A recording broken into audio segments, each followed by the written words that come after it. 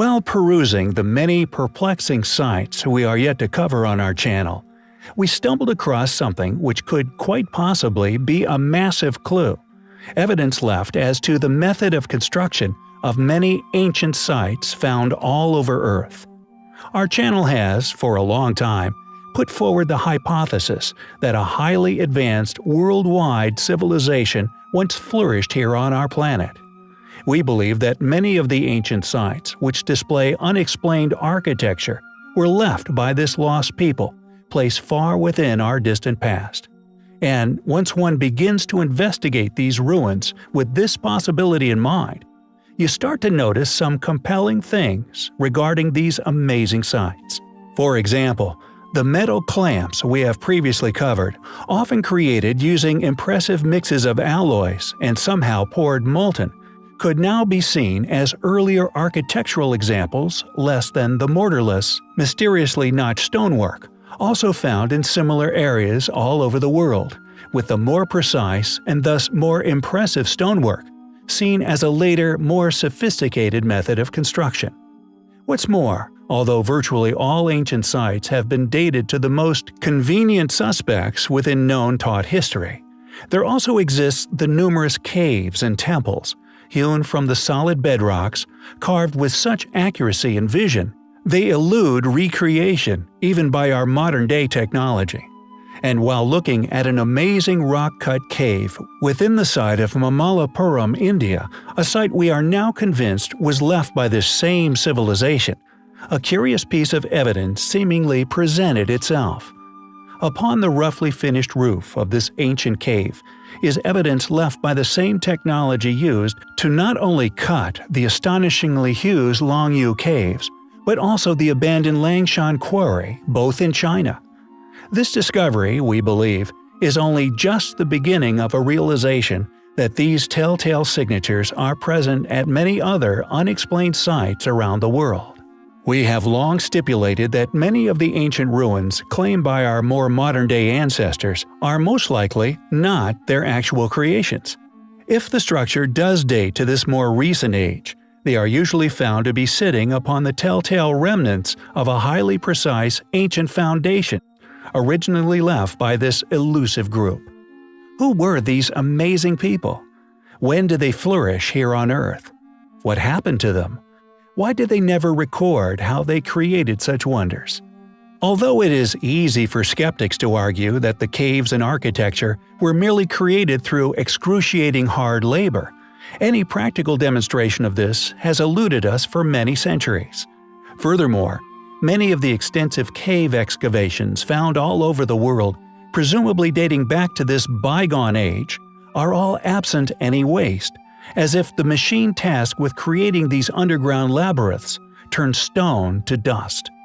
And although the technology and/or possible machinery tasked with the job has evaded modern archaeology to this point, it is clearly another piece of evidence which takes us one step closer to unraveling the true history of our planet. Phoenix Hill, Xianbei, China. In 1994, an extremely mysterious discovery would be made.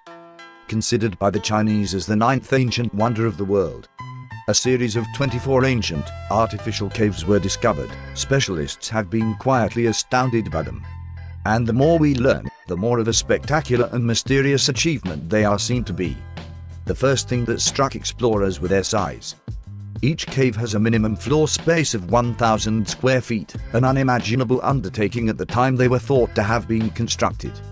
Officially dated prior to the dynasties of China, which began 3,000 years ago, meaning they are very, very old. The walls of the caves are scarred with strange uniform tool marks. The weird thing about the markings is that they are all set on a 60-degree angle. Every single chisel mark within the cave system without exception is on an exact 60-degree cutting angle. This has led many to suspect that the caves must have somehow been dug using advanced machinery. However, because this feature is unique within our current knowledge of ancient structures, the angle of cutting could indeed have been made by hand, with the purpose of decoration, but this would have made the job of cutting them out even more laborious. Additionally, once the caves had been assessed and explored, a remarkable thing was realized. Although the caves were the result of excavating thousands and thousands of tons of rock, this rock seems to have vanished from existence. There is no trace of a spoil pile anywhere to be seen. It is as if the caves have always been there. No traces of their construction has ever been found anywhere, no cave writings, drawings, tools, or human remains, and nothing within historical records. The cave's construction simply doesn't make sense, and any evidence for their construction doesn't exist. Add to this the fact that the cave systems predate Chinese civilization by some time and show evidence of being cut out by machine. And the Long-U caves undoubtedly become a curiosity to scientific explanation and historical understanding, to say the least. These remarkable caves are a very strong and solid piece of evidence to suggest that advanced cultures have already been and gone on this planet, or that visitors of extraterrestrial origin visited the planet prior to human development. As far as I am aware, these are the only two possible scenarios for the builders of such a construction. The cave's systems are well over 3,000 years old and still intact. Whoever was capable of constructing them was also capable of disposing of the huge mountains of rock that would have been excavated without leaving any evidence of how they did this, or indeed built the caves anywhere. The caves are known as one of the largest underground complexes ever discovered. The fact that more is not heard about this wonderful place is testament to their extraordinary existence, meaning no one within the scientific community can or want to try to explain them.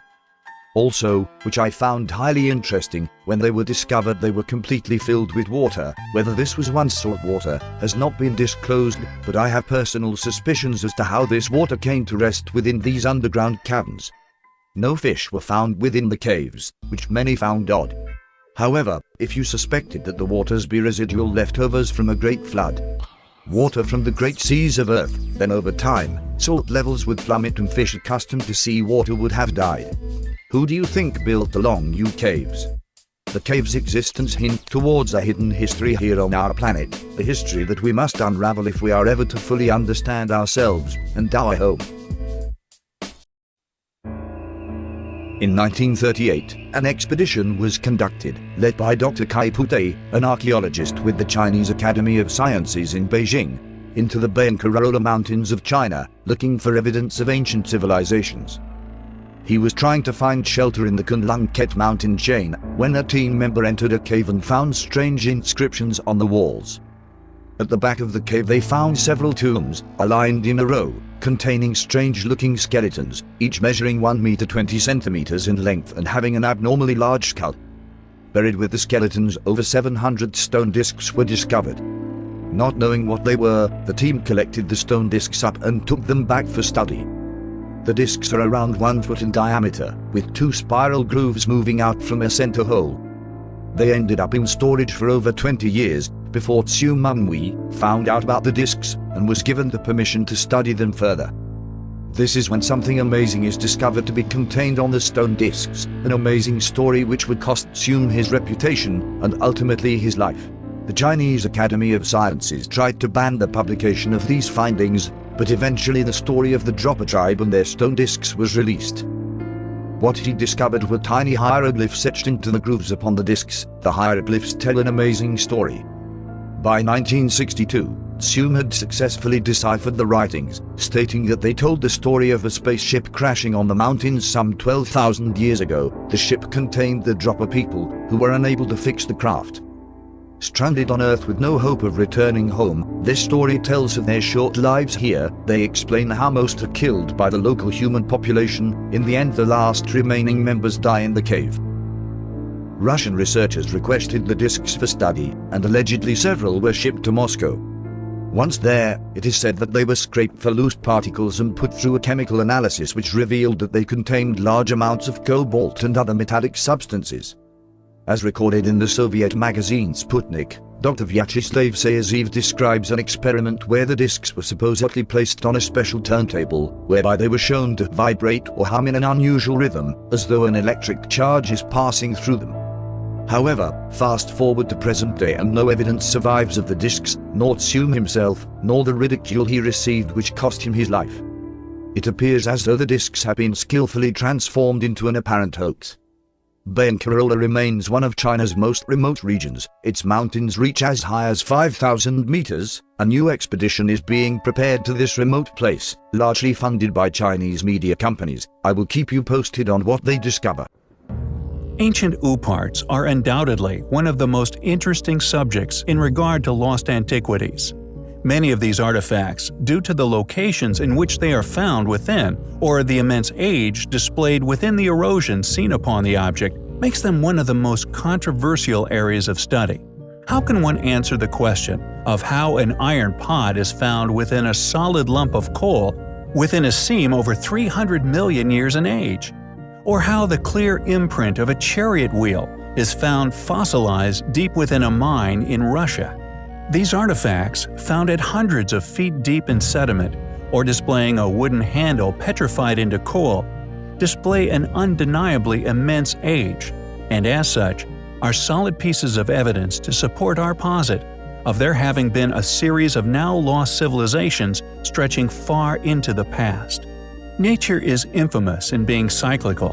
Why then would we not be permitted by mainstream academia to presume this be the case for the climates of the Earth as well? Regardless of this digression, however, the subject of tonight's video is an incredible artifact which we believe to be that of an ancient oopart.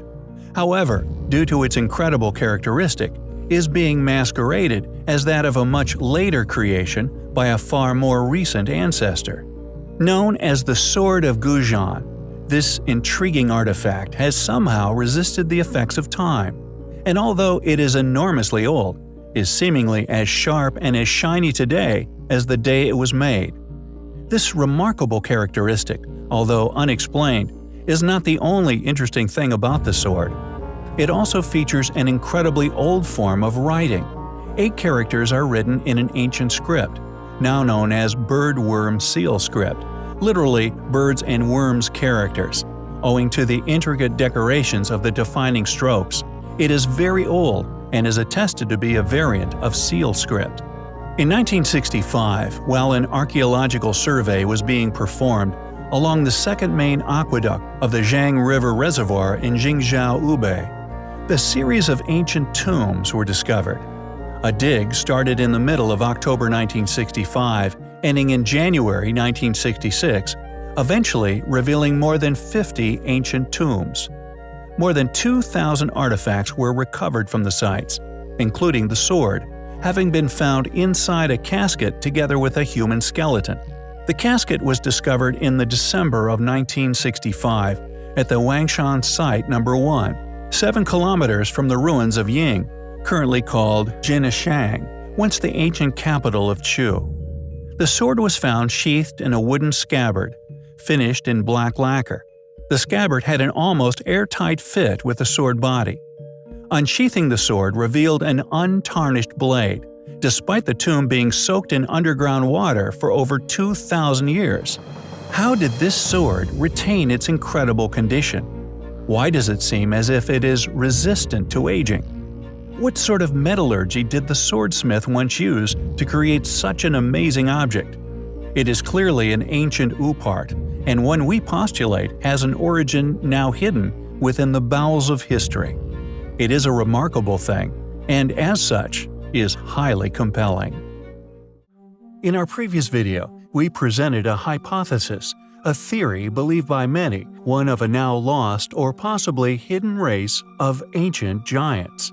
Surprisingly, however, recently, although China is seen as an infamously secretive country with many tombs and ancient pyramids of gargantuan proportions rarely aerial photographed, let alone explored, it seems that they have, at last, stolen the archaeological world stage with the announcement of a discovery which we may relish, but those whom these remains rest just beyond the clutches of, we would presume rather get a hold of themselves to study and then store away in hidden archives, far from public view, an ongoing effort we have personally read of, dating back to the early 1900s.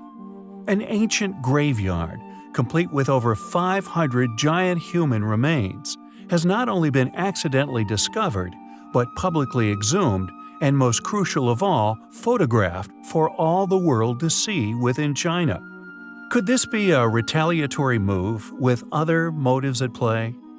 If our previously mentioned theory is true, it would enable man to explain the inexplicably, seemingly impossible size of many of the world's megaliths, and indeed still standing megalithic structures of the world.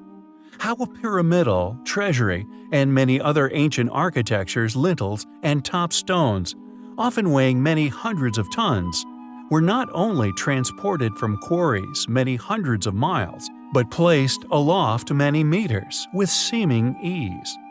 Furthermore, we have in the past not only postulated and have also presented reams of witness testimony and photographic corroboration, still to be found in newspaper archives across the Western world, describing these finds, but also the Smithsonian's efficiency in not only dealing with the matter, but disappearance of any further reporting, thus expiration. This also supporting the reason for lost pieces of the puzzle, which is inhibiting us from unlocking the secrets to these sites' construction. Perhaps we may never know the true motivations for such a controversial exposure in China, but nonetheless, the resulting fallout of proof presented for our community is a step closer to the truth, the untangling of a tired and tangled web of lies in which many have weaved. For at the bottom of Pandora's box, there is always hope.